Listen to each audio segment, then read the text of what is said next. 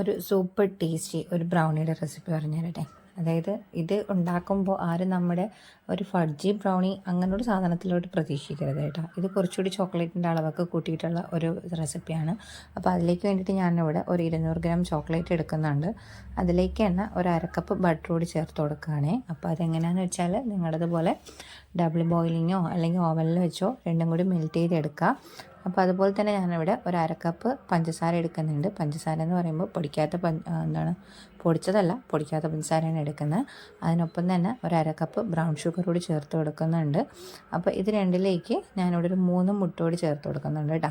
അപ്പോൾ ഈ 3 മുട്ടയും കൂടി ചേർത്തിട്ട് ഈ 2 ബ്രൗൺ ഷുഗറും കൂടി നന്നായിട്ടൊന്ന് ബീറ്റർ വെച്ചിട്ട് തന്നെ ഒന്ന് നന്നായിട്ട് ബീറ്റ് ചെയ്തെടുത്ത് കൊടുക്കുക. ബീറ്റ് ചെയ്ത് കഴിയുമ്പോഴേക്കും നമ്മൾ നേരത്തെ മെൽറ്റ് ചെയ്ത് വെച്ച ചോക്ലേറ്റും ബട്ടറും കൂടി മെൽറ്റ് ചെയ്തത് അതുകൂടി ഇതിലോട്ട് ചേർത്തിട്ട് അതിനിടയ്ക്ക് ഒന്ന് സ്കിപ്പ് ചെയ്തു. വാനില എസൻസ് ഒരു ടീസ്പൂൺ വാനില എസൻസ് കൂടി ചേർത്ത് നന്നായിട്ട് ബീറ്റ് ചെയ്തിട്ട് അതിലൂടെ തന്നെ നമ്മുടെ ഈ നേരത്തെ മെൽറ്റ് ചെയ്തിരുന്ന ചോക്ലേറ്റ് കൂടി ഇതിലോട്ട് ചേർത്ത് നന്നായിട്ട് മിക്സ് ചെയ്തെടുക്കുക. ഇത് ഇത്രയും കഴിയുമ്പോഴേക്കും നമുക്കിതിലോട്ട് ഡ്രൈ ഇൻഗ്രീഡിയൻസ് ചേർത്ത് കൊടുക്കാം. ഡ്രൈ ഇൻഗ്രീഡിയൻസ് എന്ന് പറയുമ്പോൾ ഞാനിവിടെ ഒരു അരക്കപ്പ് മൈദയാണ് എടുക്കുന്നത്. അരക്കപ്പ് മൈദ പ്ലസ് ഒരു 1/4 കപ്പ് കൊക്കോ പൗഡർ, അതുപോലെ തന്നെ ഒരു നുള്ളു ഉപ്പ്, ഇത്രയും കൂടി ചേർത്തിട്ട് നമുക്കൊരു അരിപ്പയിലൂടെ അരിച്ച് ചേർത്ത് കൊടുക്കാം.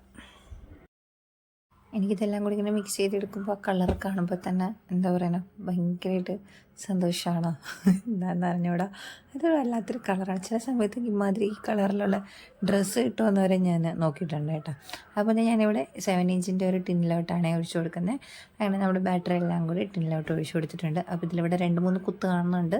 അതെൻ്റെ മോള് ഞാനൊന്ന് കുത്തിയത് കൊണ്ട് തന്നെ ഇത് ഉണ്ടാക്കുമ്പോഴേ നമ്മൾ ഡീമോൾഡ് ചെയ്ത് വരുമ്പോഴത്തേക്കും ഇത് പൊടിഞ്ഞു വരാനായിട്ടുള്ള ചാൻസ് കൂടുതലാണ്. കാര്യം വേറെ ഒന്നല്ല, ഞാൻ ഓവനിൽ വെക്കുന്ന സമയത്ത് തന്നെ നോർമലി ബ്രൗണി ഉണ്ടാക്കാനെടുക്കുന്ന സമയത്തിനെ കാണും ഒരു 10-15 മിനിറ്റ് കൂടുതൽ വേണ്ടി വന്നു. കാര്യം അതിൻ്റെ ഉള്ളിൽ വെന്ത് വരാൻ കുറച്ച് സമയം എടുക്കും. കാര്യം അത്രയും ചോക്ലേറ്റിൻ്റെ അളവ് കൂടുതലായതുകൊണ്ട് തന്നെ ഇത് ഉള്ളിൽ നമ്മൾ മറ്റേ ബ്രൗണിനെ പോലെ അത്രയും ഒരു കറമുറ ആ ഒരു ടൈപ്പ് ആയിരിക്കില്ല, കുറച്ചുകൂടി സോഫ്റ്റ് ആയിരിക്കും.